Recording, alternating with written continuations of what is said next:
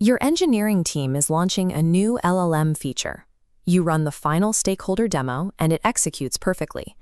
The QA engineers have run through manual exploratory testing. They identified a handful of edge cases, the developers patched them, and the team gives the green light to ship. But the QA engineers in the room share a specific, quiet dread. Because it feels good is not a test.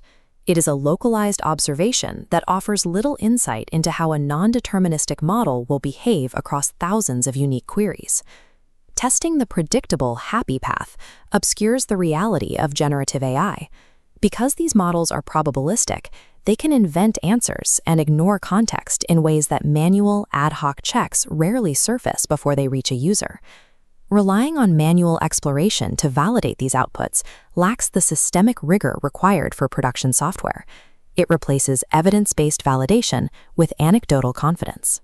4 weeks ago, I watched a development team hit exactly this wall. Their LLM-powered feature was just 2 days away from a production release.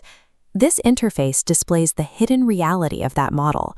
The overall accuracy was sitting at 62%, with a dangerous 31% hallucination rate. AI feature quality is not a feeling, it is a quantifiable metric, and once you have a metric you can track, you can begin to move it. Our objective was to move this model from a failing state to production-ready accuracy within a 48-hour window.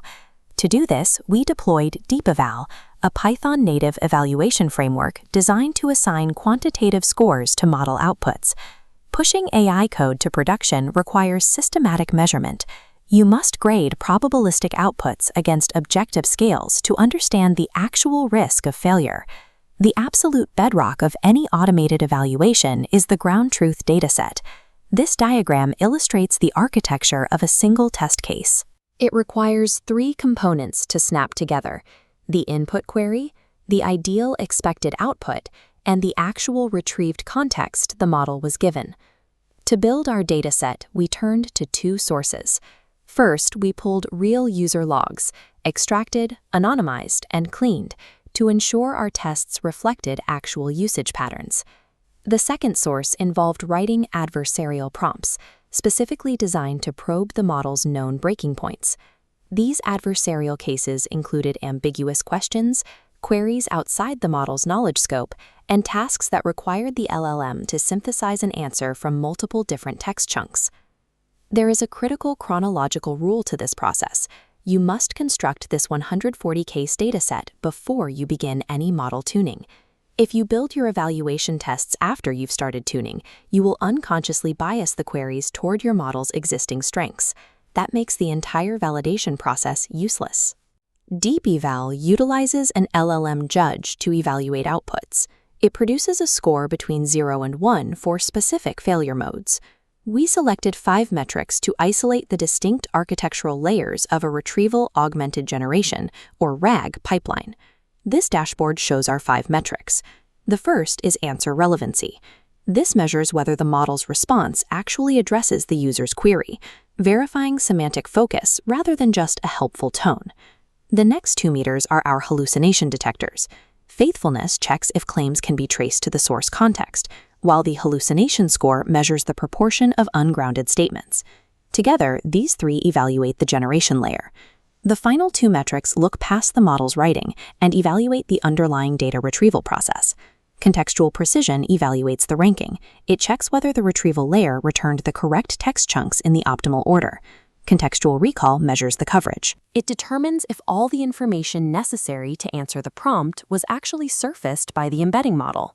Using these 5 metrics creates a comprehensive diagnostic net. It allows us to monitor the entire chain, from the initial database search to the final generated text. We ran our 140-case dataset through the initial baseline evaluation.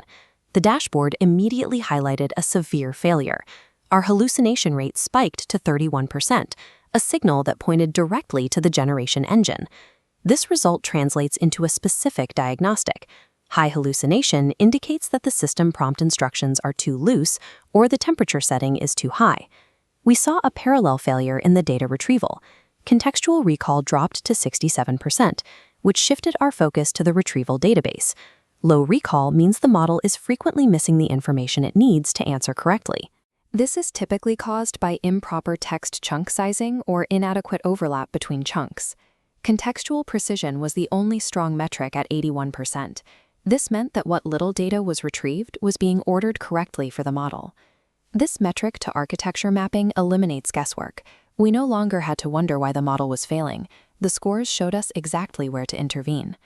We began a parallel engineering sprint, starting with the generation layer. The system prompt was rewritten to include explicit grounding instructions. We forced the model to only use provided information and to admit when the context was insufficient. On the parameter side, we dropped the generation temperature from 0.7 down to 0.3 to reduce the model's tendency to fill gaps with fabrication. While the prompt was being refined, we addressed the structural issues in the retrieval layer. We adjusted the data chunking by increasing the overlap, ensuring that concepts split across two passages would still be captured.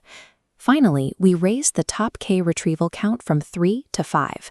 This gave the model a wider window of context to handle more complex user queries. After each change, we ran a 40K subset of our data to get immediate directional feedback. This allowed us to iterate quickly without waiting for a full suite run. This rapid iteration tool allows engineers to make architectural changes with speed and verifiable confidence. After 3 iterations and a final full suite run, we looked at the final results.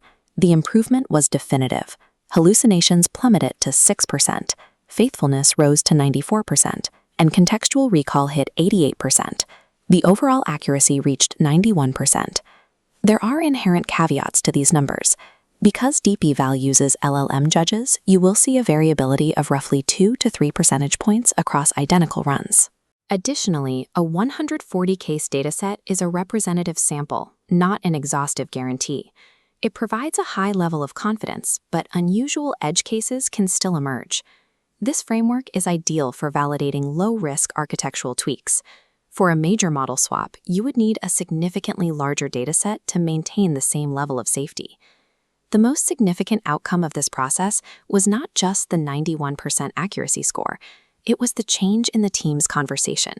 We moved away from shipping based on the optimism of a demo and toward decisions based on measurable evidence.